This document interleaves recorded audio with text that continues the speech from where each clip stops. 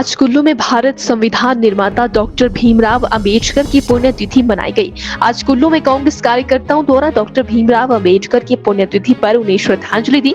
इस मौके पर कांग्रेस के मुख्य संसदीय सचिव सुंदर सिंह ठाकुर भी मौजूद रहे।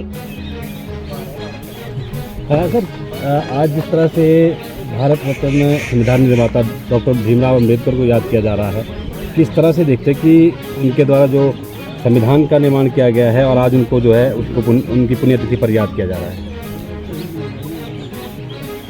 डॉक्टर साहिब बाबा भीमराव अंबेडकर जी की आज जो उनकी पुण्यतिथि है, 1956 में एक महान आत्मा हमारे बीच में आज ही के दिन 6 दिसंबर को नहीं रही।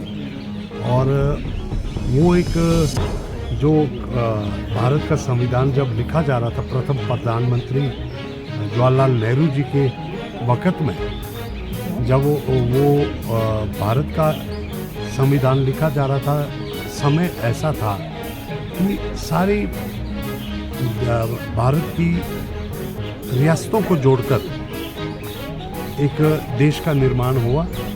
और उस वक्त एक बहुत बड़ी चुनौती थी कि ये जो सूबों में बटा हुआ ये पूरा भारत देश जो उसको कैसे इकट्ठा रखा जाए, कैसे एक फेडरल जो हमारा स्ट्रक्चर बनाया जाए।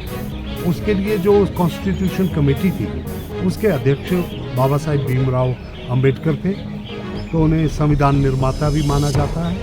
और ऐसे में उस वक़्त जब नेहरू जी के साथ रहकर उन्होंने जो एक संविधान में जो आज तक जो दस्तावेज एक लिखा हुआ है, और मेरा तो सौभाग्य है कि कॉन्स्टिट्यूशन ऑफ इंडिया को जो प्रति हाथ से लिखी हुई है, मैंने उसको जब दिल्ली में जहाँ पे रखा गया है उसको देखा तो बहुत गौरवान्वित महसूस होता है कि पार्लियामेंट में उसको रखा गया है। और आज भी वो पूरा एक दस्तावेज है, पूरे भारतवर्ष को जोड़े हुए है। और मैं समझता हूँ आज के दिन एक बहुत ही खास दिन है। और महान शख्सियत भारत रत्न डॉक्टर भीमराव अंबेडकर जी, जिन्हें प्यार से बाबा साहेब बुलाया जाता था, तो उनके जो विचारों को स्मरण करने के लिए हम कांग्रेस पार्टी की तरफ से पूरा ब्लॉक कांग्रेस कमेटी यहाँ पे एकत्र हुई है। और ऐसे में हमें उनको स्मरण करते हुए उनके विचारों को लेकर हमें आगे बढ़ना चाहिए, जो कि समाज को जोड़ने का काम कर रहा है। और मैं समझता हूँ कि जिस प्रकार से वर्तमान में कई विघटनकारी जो ताकतें हैं जो इस देश को तोड़ने की कोशिश कर रही है, तो ऐसे वक्त में इस दस्तावेज़ की जो उनके एक संविधान के रूप में इसकी जो है बहुत अहमियत है। और पूरे भारत को जोड़ने के लिए ये एक बहुत ही अच्छा उनकी तरफ से एक सोच थी, और उन्हें आज हम श्रद्धा सुमन अर्पित करते हैं। हार जीत चले रहती है, 4 में से 3 राज्यों में हम मानते हैं कि जहाँ पे हमें उम्मीद थी कि हम बेहतर कर सकते थे।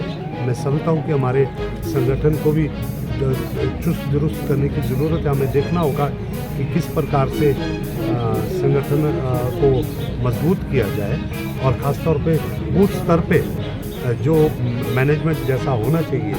हमने देखा कि कुल्लू में हमने बहुत बेहतरीन मैनेजमेंट पिछले वर्षों में किया। तो ऐसे अगर जब तक बूथ नहीं जीतेंगे तो विधानसभा नहीं जीतेंगे।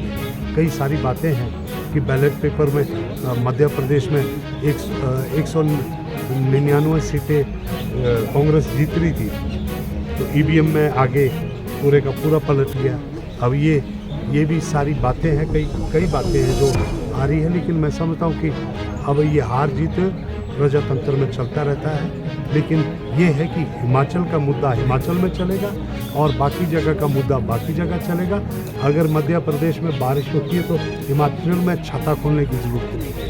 हिमाचल में बाढ़ आई है तो हिमाचल में हमारे को आपदा प्रभावित लोगों को राहत देनी पड़ेगी। इस बात से खुश नहीं हो सकते कि मध्य प्रदेश में क्या हो रहा है, लेकिन हिमाचल के लिए जो करना है उसे करने की ज़रूरत है। तो मैं समझता हूँ हमारे को संगठन को लेकर भी, और उसके साथ में जो सरकार में जो कार्य क्षमता को किस तरह बढ़ाया जाए, उन बातों को भी हमेशा ख्याल रखें। ठीक है। कुल्लू से संजय आर्यन की रिपोर्ट।